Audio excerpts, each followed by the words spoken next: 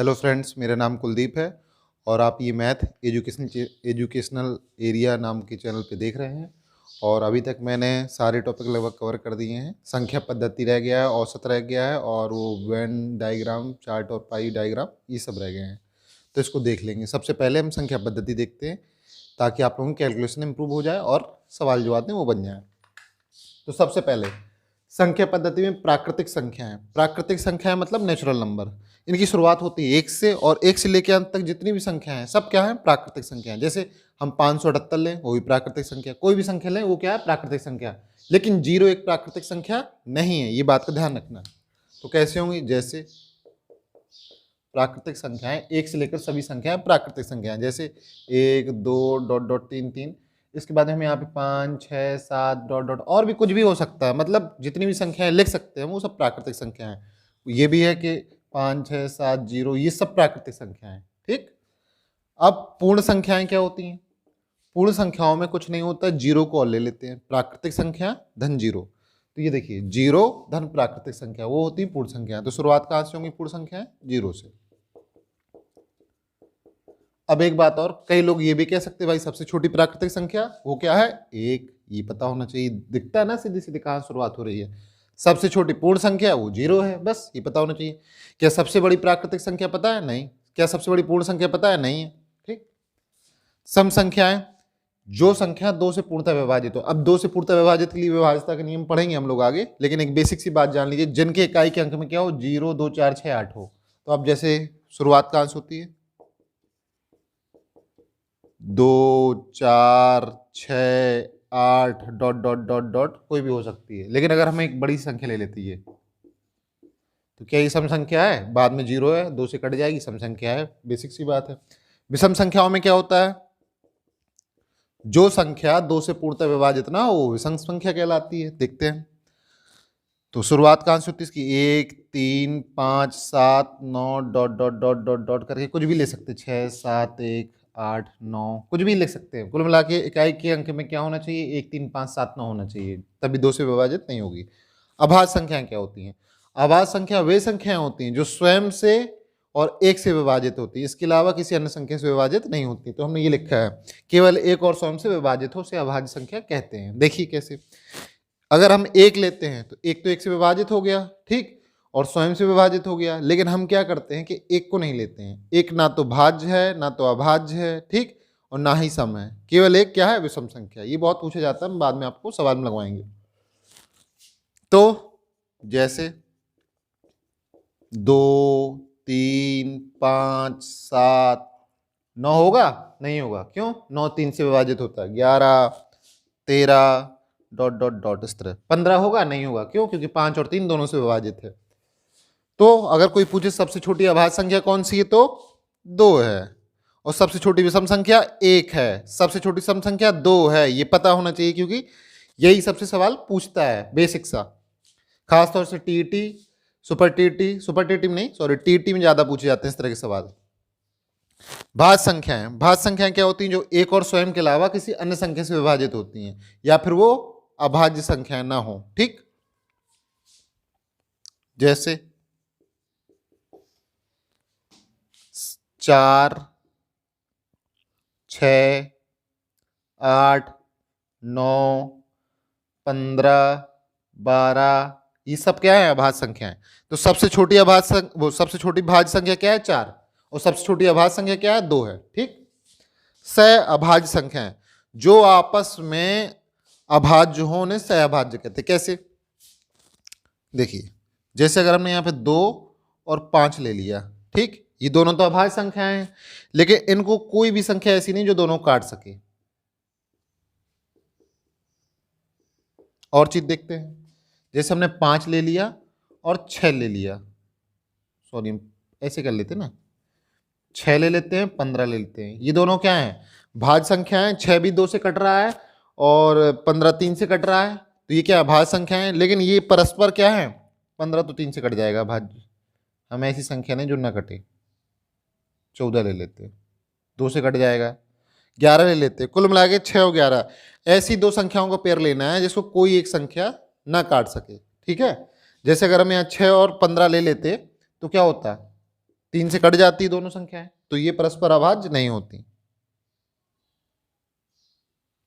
ठीक, तो परस्पर अभाज्य संख्याओं का मतलब क्या होता है, जो दोनों संख्याएं दी गई हों उनको कोई एक संख्या ना काट सके। एक तो काट ही सकता है, दोनों को भाग चला जाएगा एक में। ठीक है, अब हम यहां देखते हैं प्रमेय संख्या। प्रमेय संख्या क्या होता है, जिसे भिन्न के रूप में लिखा जा सके उसे प्रमेय संख्या कहते हैं। जैसे 1/2, 3/5, 6/7, ये सब क्या है, प्रमेय संख्या, क्योंकि इनको p/q के रूप में लिख सकते हैं। ये p/q के रूप में। क्या 7/0 प्रमेय संख्या है? नहीं, क्योंकि ये क्या हो जाएगा, अनंत, तो ये प्रमेय संख्या नहीं है। तो कहने का मतलब क्या है, बटे में 0 नहीं होना चाहिए। ठीक, या इसके अलावा कोई भी संख्या हो चलेगा।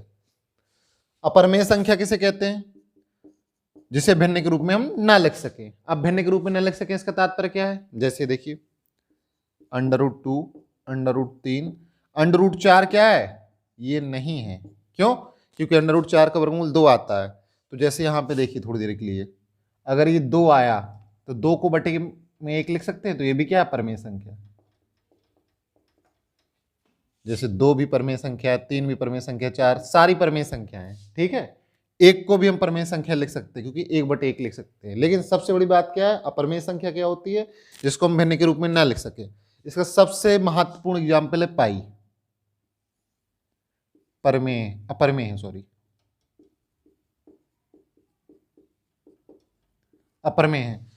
अब कई लोग कहेंगे पाई का मान 22/7 होता, तो क्यों अपरमेय है, उसको परमेय होना चाहिए। तो सबसे पहली बात आप लोग ये जानिए, पाई का मान होता 3.41 करके डॉट डॉट डॉट करके, उसका अंत का वैल्यू पता ही नहीं है। उसको हम लोग 16, 17, 18, 19 डॉट डॉट डॉट डॉट करके बढ़ता चला जाएगा। कुल मिला के ये होता कि पाई की जो एग्जैक्ट वैल्यू वो पता नहीं है। लेकिन पाई का जो वैल्यू आती 3.412 करके जो भी आती है, वो सीधे 22/7 के बराबर होती है लगभग। तो हम लोग कैलकुलेशन करने के लिए 22/7 मान लेते हैं, जबकि वो होता नहीं है। पाई 22/7 के बराबर नहीं होती है। पाई की जो वैल्यू आती है वो 22/7 के बराबर होती है। तो पाई क्या है, अपरमेय संख्या है। टीईटी का हर साल का सवाल, 1-2 साल में तो आता ही आता है, ये गारंटेड बात है। वास्तविक संख्या, वास्तविक संख्या उन्हें कहते हैं, परमेय और अपरमेय संख्या दोनों को अगर हम साथ ले लें तो क्या होगी, वास्तविक संख्या। वास्तविक संख्या का तात्पर्य समझिए, जैसे हम यहाँ पे एक नंबर लाइन ले लेते हैं, ये हो गई 0, यहाँ हो गया ऋण 1, ऋण 2, ऋण 3, फिर यहाँ 1, 2, 3, कुल मिला के इनके बीच में यहाँ पे √2 होगा, यहाँ पे कहीं, ठीक है, यहाँ पे √3 होगा, फिर यहाँ पे √5 होगा। तो कुल मिला के यहाँ पे जितनी भी संख्याएं हैं, परमेय संख्याएं 1/1, 2, 3, अब इनके बीच में भी अगर देखें हम तो यहाँ क्या होगा, 1/2 होगा। तो ये परमेय संख्या हो गई, ये अपरमेय संख्या हो गई। इन सब संख्याओं को यदि हम ले लेते हैं तो क्या आ जाता है, वास्तविक संख्या आ जाती है। अच्छा हाँ, अब अगले पे चलते हैं, विभाज्यता नियम।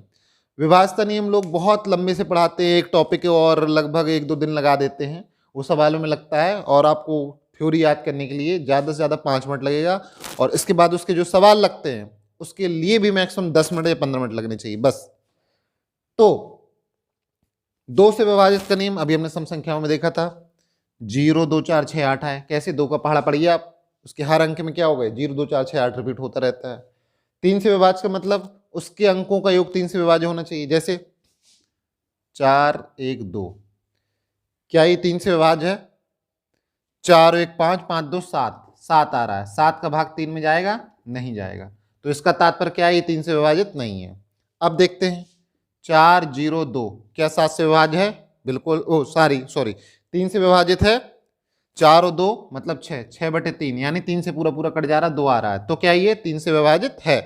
तो कुल मिला के क्या है, 4 को जोड़ा, 0 को जोड़ा, 2 को जोड़ा, इसके अंकों को जोड़ दिया, कितना आ जाएगा, 6।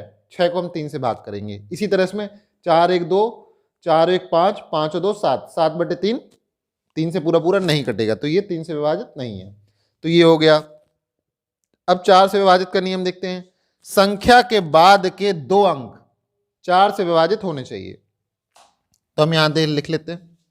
जैसे मान लीजिए ये दिया है, सॉरी, अगर 0, 4 दिया है तो भी क्या है, 4 से विभाजित है। 48 मान लीजिए ये दिया है, इसको हम ऐसे लिखते हैं कुछ तिकड़म टाइप का। पता करना 4 से विभाजित है कि नहीं। बाद में क्या है, 2 अंक 48। 48 क्या है, 4 से विभाजित है, बिल्कुल है। तो ये संख्या भी क्या होगी, 4 से विभाजित होगी। भाग करके देख लेते हैं जरा। 4 सत्ते 28, 3 आया, 4 उतारा, 4 अट्ठे 32, 2 4 सत्ते 28। तो कुल मिला के ये क्या है, 4 से विभाजित है। तो कुल मिला के क्या करना हमें, इकाई जो संख्या के बाद के 2 अंक हैं वो 4 से विभाजित होना चाहिए। 5 से विभाजित तक लिए सीधी सीधी 5 का पाड़ा पड़िए, 5 का 5 5 10 5 15। हर अंक के बाद क्या 0 5 आता है।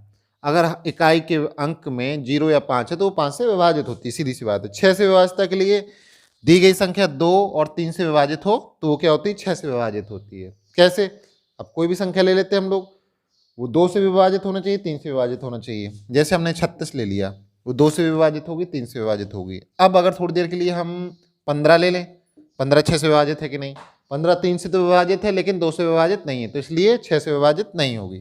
ठीक, अब कई लोग कहेंगे 7 का क्यों नहीं लिखा।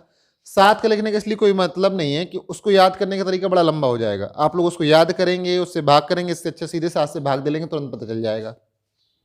8वां, अंतिम की 3 संख्याएं 8 से विभाजित हो। जिस तरह यहाँ पे अंतिम की 2 संख्याएं 4 से विभाजित थी, अंतिम की 3 संख्याएं 8 से विभाजित होना चाहिए। उनका योग नहीं, केवल संख्याएं। जैसे इसमें हम 4 और 8 को लिया, केवल ये संख्याएं 4 से विभाजित थी। 9 से विभाजित का नियम, अंकों का योग 9 से विभाजित होना चाहिए। जैसे कि ये 3 और 9 एक जैसे हैं लगभग, ठीक, और 4 और 8 एक जैसे हैं। 3 में भी अंकों का योग 3 से विभाजित होना चाहिए, 9 में भी अंकों का योग 9 से विभाजित होना चाहिए। 4 में क्या होना चाहिए, इकाई की वो 2 संख्या जो अंक जो बात की वो 4 से विभाजित होना चाहिए। 8 में क्या होना चाहिए, अंतिम 3 अंक 8 से विभाजित होना चाहिए। ठीक है, भाग देखते हैं। अब हम लोग देखेंगे स्थानीय मान। स्थानीय मान कक्षा 3 4 5 में आता है और कई लोगों को बनता है और बहुत सरल होता है। तो सबसे पहले हम शुरुआत करते हैं। जैसे अगर ये दिया 4 6 0 7, इसका स्थानीय मान में 7 का 7 हो जाएगा, 0 का नहीं निकालते हैं। 6 के बाद कितने अंक हैं, 1 और 2, तो ये क्या हो जाएगा 600। 4 के बाद कितने अंक है, 4, 1 2 3 अंक है तो 3 0। अब क्या होता है, अब सबसे हाँ शायद ऊपर देखना रहा होगा इसलिए हमने यहाँ बनाया। 6 का क्या हो जाएगा 6, 4 का क्या हो जाएगा 40। अब ये 7 है, 7 क्या है, दशमलव के बाद है। जब दशमलव के बाद है तो हम क्या लिखेंगे, इसे पढ़ते क्या है 46.789। कई लोग क्या पढ़ देते हैं 789, गलत है, 46.789, क्योंकि दशमलव के बाद अलग अलग हम स्थानीय मान निकालेंगे इसका। 7/10, 8/100 और 9/1000। ये अलग अलग अंक होते हैं, क्यों, क्योंकि दशमलव के बाद इनका स्थानीय मान अलग अलग निकाला जाता है। ठीक है, इसलिए अलग अलग पढ़ते भी हैं। अब आंकिक मान देखते हैं। आंकिक मान में भी कुछ नहीं होता। आंकिक मान जैसे मान लीजिए हमने ये दे दिया 4607, इसमें 6 का आंकिक मान क्या हो जाएगा, 6 का आंकिक मान सीधे सीधे इसका निकालना हो तो 6 हो जाएगा। इसमें अगर 46.789 में 8 का आंकिक मान निकालना हो तो क्या हो जाएगा, दशमलव नहीं, सीधे सीधे 8 आ जाएगा। ठीक, अगर स्थानीय मान निकालना होता तो 8 का तो क्या आ जाता, 8/100। ये स्थानीय है और ये आंकिक है। अधिकतर टीईटी की परीक्षा में पूछा जाता है, ऐसे दे देगा और पूछेगा कि 6 के स्थानीय मान और आंकिक मान का अंतर बताइए। ये 6 के स्थानीय मान या ये जैसे 6 के नीचे डॉट कर देगा या डंडा खींच देगा तो पूछेगा कि 6 के स्थानीय मान या आंकिक स्थानीय मान और आंकिक मान का योग बताइए। अंतर और योग बहुत बार पूछता है।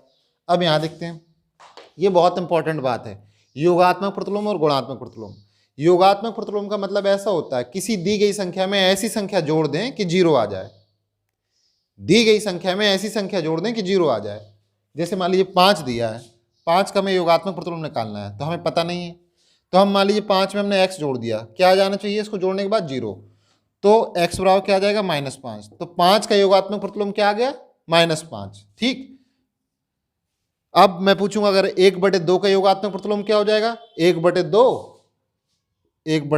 धन x बराबर 0। x बराबर क्या आ जाएगा -1/2। याद करने का तरीका क्या है, अगर ये धन की संख्या जो भी दी है बस उसके आगे ऋण लगा दिए तो आपको योगात्मक प्रतिलोम मिल गया। तो हमें याद करने का तरीका क्या है, ऋण आगे लगाना है। देखिए हमने लिख दिया यहाँ पे ऋण आगे लगाना। ठीक, गुणात्मक प्रतिलोम में क्या होता है, गुणात्मक प्रतिलोम का मतलब ये होता है दी गई संख्या में ऐसी संख्या से गुणा कराएं कि गुणा कराने पर 1 आ जाए। जैसे यहाँ पे 5 दिया, 5 में मान लीजिए हमने y का गुणा कराया, यहाँ क्या आ जाना चाहिए 1, तो y बराबर क्या आ जाएगा, 5 को इस तरफ भेज देंगे तो 1/5। अगर ये 1/2 दी है, इसमें ऐसी संख्या गुणा कराएं कि यहाँ पे क्या जाए 1, तो y बराबर क्या आ जाएगा 2। तो कुल मिला के क्या होता है, इसमें गुणात्मक प्रतिलोम में संख्या को पलट देते हैं बस। योगात्मक में चिन्ह पलट देते हैं, अगर धन का है तो ऋण का, और ऋण का है तो धन का लगा देते हैं। गुणात्मक में क्या करते हैं, गुणात्मक में संख्या को पलट देते हैं बस। ये आपका योगात्मक गुणात्मक का कॉन्सेप्ट हो गया। कई बार बड़े सवाल भी आते हैं, जैसे एक छोटा सा सवाल हम देख लेते हैं, वैसे हम बाद में सवाल में लगाएंगे ही। इस तरह क्या आ गया, इसका गुणात्मक प्रतिलोम बताना है, तो सीधे सीधे क्या होगा, संख्या को पलट देंगे हम। वैसे अगर मानना चाहें तो यहाँ गुणा y बराबर 1 करके y के मान निकाल लेंगे। y बराबर क्या आ जाएगा, x धन y ऊपर और बटे x ऐसे नीचे, और सीधे याद रखने का तरीका संख्या को पलट देंगे बस। ठीक है, कैसा भी सवाल आ जाए आप लगा सकते हैं। छोड़िए, अब ये बात है कि संख्याओं में इसका यूज होगा, भाज्य बराबर भाजक गुणे भागफल धन शेष। तो क्या होता है भाज्य, भाजक क्या होता है, भागफल क्या होता है, ये बताने के लिए हमने यहाँ पे इसको लिख दिया है। यहां पे होता है भाजक, ये होता है भाज्य, ये होता है भागफल। भाग देने के बाद जो शेष बचता है उसे शेषफल कहते हैं या शेष कहते हैं। अब 5 से भाग दें अगर हम 21 में, तो 5 क्या हो जाएगा भाजक, यहां लिख देते हैं। 5 से भाग दिया हमने क्या में 21 में, 5 क्या हो जाएगा भाजक, 21 क्या हो जाएगा भाज्य। 5 चौकों क्या आ जाएगा यहाँ पे 20, एक शेष बचेगा। तो भाज्य कितना हो गया, ये भाज्य है, और ये भागफल है, और ये शेष है, इसे भाज्य कहते हैं, इसलिए इसको हमने बना दिया।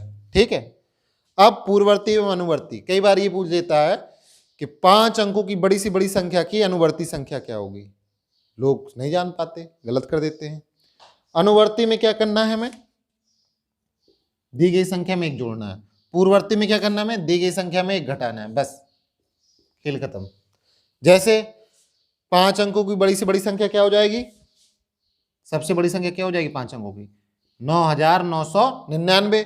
इसमें यदि हम 1 जोड़ देंगे तो क्या आ जाएगा 1 2 3 4 5, ठीक 1 लाख आ जाएगा। 9999 में 1 जोड़ देंगे तो 1 लाख आ जाएगा। और 9999 की पूर्ववर्ती क्या होगी, 1 घटा देंगे 99,998 आ जाएगा बस। अब आरोही क्रम एवं अवरोही क्रम, ये भी बहुत पूछा जाता है। आरोही क्रम का सीधा सा मतलब होता है छोटे से बड़े की ओर, और अवरोही क्रम का मतलब बड़े से छोटे की ओर होता है। जैसे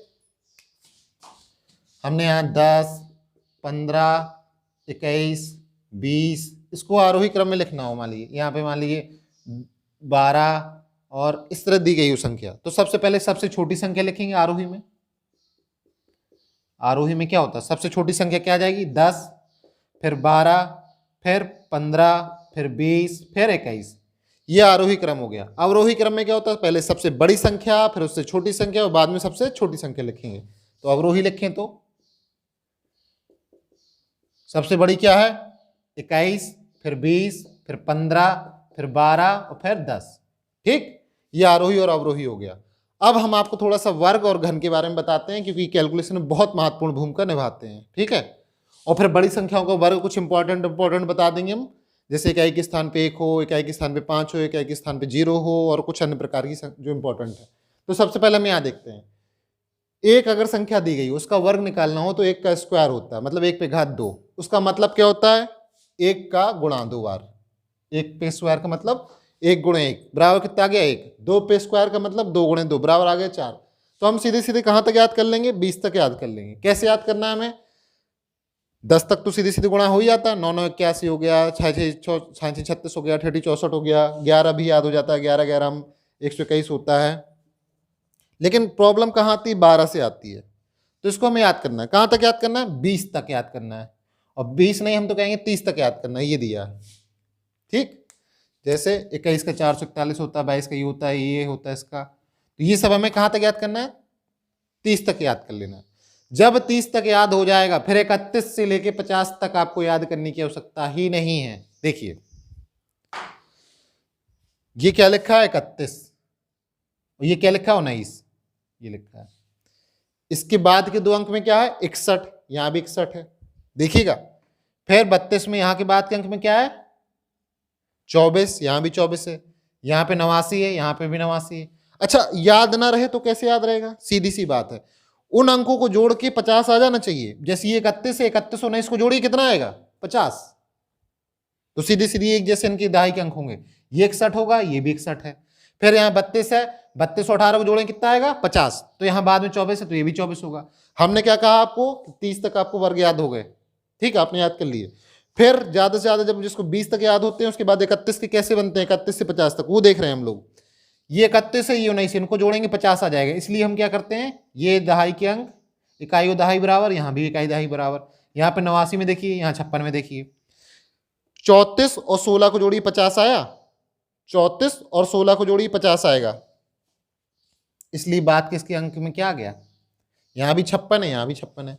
35 और 15 को जोड़िए क्या आया 50 आया, यहाँ भी 25 तो यहाँ भी 25। तो कुल मिला के हमें इस तरह याद रखना है कि जो दो अंकों को जोड़ते, जैसे हमें 34 का स्क्वायर निकालना है तो 34 में हम क्या जोड़ दें कि 50 हो जाए, 16 जोड़ दें, और 16 का स्क्वायर क्या होता है, जो भी होता है उसके दहाई के अंक ले लेना हम लोगों को, ठीक। तो यही 16 का स्क्वायर 256 हो गया, तो बाद में 34 वाले स्क्वायर में भी 56 आएगा, ठीक। ये देखिए इसी तरह हमें ऊपर जाना है। तो देखिए याद करने का सबसे तरीका, यहाँ पे हम नीचे बढ़ रहे थे, ये 56 से 25, फिर ऊपर गए 96, फिर यहाँ पे गए 69, ये देखिए ये 44, तो ये 44, ये 21, तो ये 21, ये 00, 00 क्यों याद रखने की जरूरत नहीं, 40 का स्क्वायर निकाल लेंगे सीधे सीधे, 40 गुणे 40, 00 तो आ ही गया, और 400 4 चौको 16, इसलिए ये याद रखने की जरूरत नहीं है।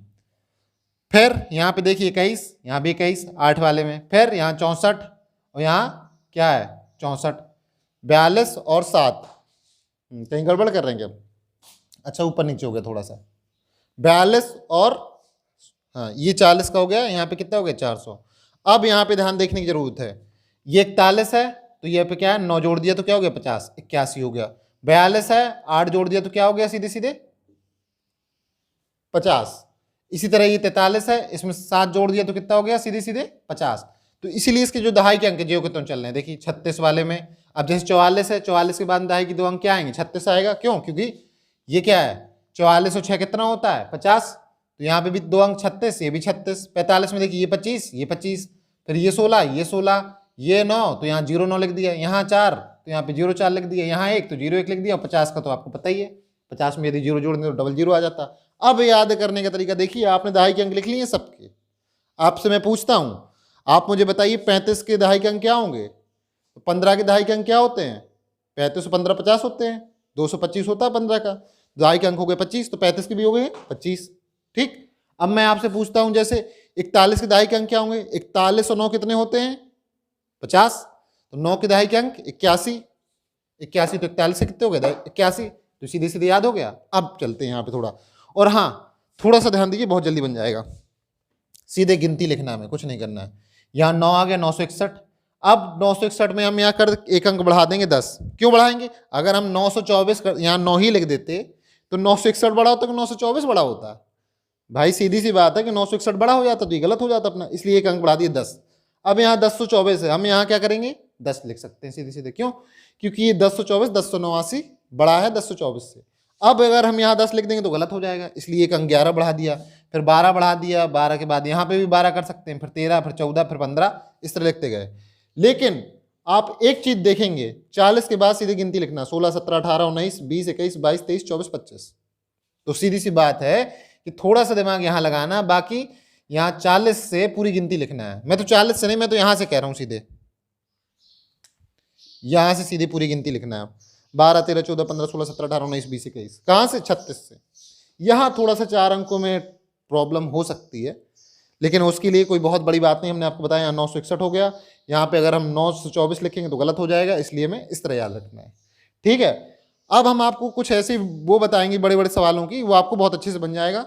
और अगर चलिए, स्क्वायर 1 होता है, 1 अगर 2 बार है उसका स्क्वायर निकालना है तो 2 अंक तक बढ़ेंगे, 1 2, फिर इसके बाद घट जाएंगे, 2 से घटेंगे तो 1 आ जाएगा। 1 अगर 3 बार है उसका स्क्वायर निकालना हो तो 3 तक बढ़ेंगे, 1 2 3, फिर घटना चालू हो जाएंगे। 1 अगर 4 बार है तो क्या करेंगे हम लोग, 4 अंक तक बढ़ेंगे, फिर घटना चालू हो जाएगा, 1 2 3 4, फिर 3 2 1। 1 अगर 5 बार है तो क्या करते हैं, 1 2 3 4 5 तक बढ़ेंगे, फिर घटना चालू हो जाएगा। इसी तरह अगर 1 6 बार है तो 6 तक बढ़ेंगे, फिर घटना चालू हो जाएगा। अब 5 का स्क्वायर कैसे निकालते हैं, जो इकाई के अंक पे 5 हो, यहाँ पे इकाई के अंक पे क्या था 1, मतलब सारे 1 1 हों तब था ये। अब जैसे अगर ये 5 लिखा, 5 स्क्वायर क्या होता है 25, फिर 25 का स्क्वायर निकालना है तो क्या करेंगे, यहाँ इकाई का अंक है उसका स्क्वायर 25 होता है, ये दहाई का अंक क्या है 2, 2 में 1 जोड़ेंगे तो क्या हो जाएगा 3, 3 और 2 का गुणा कराएंगे कितना आ जाएगा 6, 2 पहले ही से था, 1 जोड़ के उससे गुणा करा देंगे। 35 के स्क्वायर में क्या होगा 25 ज्यों का त्यों आ जाएगा, 3 में 1 जोड़ेंगे 4, 4 और 3 का गुणा कराएंगे कितना आ जाएगा 12। 45 के स्क्वायर में क्या आ जाएगा 5 का स्क्वायर 25 हो जाएगा, 4 में 1 जोड़ेंगे कितना हो जाएगा 5, 5 और 4 का गुणा 20। इसी तरह हम आगे बढ़ाते चले जाएंगे। अगर मान लीजिए जैसे ये दिया हो 115 के स्क्वायर, तो 25 यहाँ ज्यों का त्यों आ जाएगा, 11 में 12 जोड़ेंगे, 11 में 1 जोड़ेंगे 12, 12 गुणे 11 कितना हो जाएगा 12 गुणे 11, सीधे सीधे हम लोग यहाँ पे ऐसे कर लेंगे, ये आ जाएगा। ठीक, अब आगे चल के हम कॉमन अंकों की बात करते हैं। कॉमन अंकों का अगर हमें स्क्वायर निकालना हो तो लेते हैं यहाँ पे 73 का स्क्वायर निकालना हो तो कैसे निकालेंगे, देखिए 74 कर लेते हैं। चलिए 4 का स्क्वायर क्या होता है, यहाँ पे अलग अलग अंकों का स्क्वायर ये 16 होता है, 7 का स्क्वायर कितना होता है 49 होता है। सबसे बेसिक सा कॉन्सेप्ट है। ठीक, अब क्या करना है हम लोगों को, अब हम लोगों को करना जितने अंक दिए हैं 1 2 3, इन तीनों को गुणा कराना, 7 चौको 28 और 28 दूनी 56, इसको जोड़ दो बस, 6 7 9 5 14 की 4, 1 हासिल, यही उत्तर हो गया। जैसे कि नीचे यहाँ 83 का स्क्वायर दिया था, ये भी देख लीजिए एक बार। 3 त्रिका क्या है 9, क्यों हमने 9 लिया, क्योंकि हमें यहाँ पे 2 अंक लिखने थे। ठीक है, 8 8 64, फिर 8 3 24, 24 दूनी 48, इसको जोड़ दिया 9 8 8 6। ठीक, अब अगर 3 अंक का होता तो क्या होता, चलिए 3 अंक वाले पे भी हम ट्राई कर लेते हैं। जैसे हम नीचे 112 ही दिया है, इसी पे ट्राई करते हैं क्या आएगा। ये 2 अंक ले लिए और बाद का ये अंक ले लिया, ये 2 अंक का स्क्वायर कितना होता है 144 और बाद का अंक 1। अब ये 3 अंक हैं, अगर इसका स्क्वायर करेंगे तो कम से कम 5 अंक आएंगे, तो इसलिए हमने एक खाली स्थान छोड़ दिया। फिर 1 गुणे 12 गुणे 2 तो कितना हो जाएगा 24, इसको जोड़ दीजिए 4 4 5 2 1। ठीक, अब इसके बाद में कोई और अंक ले लेते हैं हम लोग, जैसे मान लीजिए हमने ले लिया 123 ले लिया। ठीक, तो 23 का स्क्वायर कितना होता है, 23 का स्क्वायर होता है 529। ठीक, हमने यहाँ पे 529 लिख दिया। 1 का स्क्वायर 1, खाली स्थान छोड़ देंगे, 1 का गुणा 23 से और 23 का गुणा 2 से, 23 दूनी 46, यहाँ 2 9 5 6 11 की 1 हासिल 5, ये आ गया। तो ये इससे हम क्या कर सकते हैं, सारे वर्गों को तुरंत हल कर सकते हैं। एक तो सबसे बेहतरीन तरीका होता है तुरंत गुणा करा लो, गुणा की कैलकुलेशन अपनी फास्ट कर लीजिए, हो जाता है सबसे अच्छा। फिर अगर आपको लगता है कि और भी तरीके होने चाहिए तो ये एक शॉर्ट ट्रिक हो गई, और शॉर्ट ट्रिक के अलावा 5 जिसके इकाई के अंक में हो उसके लिए हमने पहले बता दिया, अगर हर अंक 1 हो तो उसके लिए हमने बता दिया। अब अगर बाद में 0 हो तो उसके लिए बताते हैं, जैसे कि हाँ यही बता देते हैं।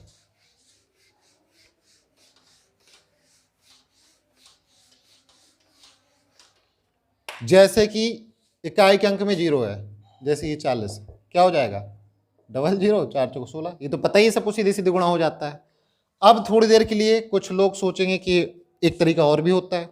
एक तरीका क्या होता है, जैसे मान लीजिए हमने यहाँ पे 105 का स्क्वायर निकालना है, तो a धन b का होल स्क्वायर आप लोगों ने सुना होगा। अगर हम इसको 100 धन 5 लिख दें और इसका स्क्वायर कर दें तो क्या हो जाएगा, 1 2 3 4 जीरो ये हो गए, फिर यहाँ 25 हो गए, फिर क्या होता है 2ab, तो ये क्या हो गया 500, 500 में 2 को अगर हम और वो कर दें तो कितना आ जाएगा 1000। बस इसको जोड़ दीजिए 5 2 0 1 1, ये आ गया। अब अगर हम इसका निकालना चाहें कितने का, 515 का निकालना चाहें तब भी कैसे निकलेगा, 500 धन 15 का स्क्वायर, 500 क्या हो जाएगा यहाँ पे इतना आ जाएगा, फिर 15 कितना आ जाएगा 225 आ जाएगा, फिर 2ab कितना हो जाएगा, 2ab का मतलब 2 से गुणा कराएंगे तो 1000 हो जाएगा, और 1000 का गुणा 15 से कराएंगे कितना हो जाएगा 15000 हो जाएगा। बस छोड़ दीजिए 225 यहाँ 5 और ये 6। तो आप डायरेक्ट गुणा करा के भी करा सकते हैं, इस तरह भी करा सकते हैं। अधिकतर इस तरह कब अच्छा रहता है, जब अच्छा रहता है जब लगभग अंक आसपास 0 हो जाए, ठीक है। और अगर जैसे यहाँ पे देखिए 515 है तो हमने यहाँ 500 लिख दिया, अगर यहाँ पे सोच लीजिए थोड़ी देर के लिए कुछ और ऊट पटांग होता तो दिक्कत हो जाती, ठीक है। तो इसलिए आपको पसंद आया होगा। अगर आपको वीडियो पसंद आया तो please share, subscribe and like कीजिएगा, और इसके बाद में हम आगे नंबर सिस्टम के सवाल लगवाएंगे। Thank you.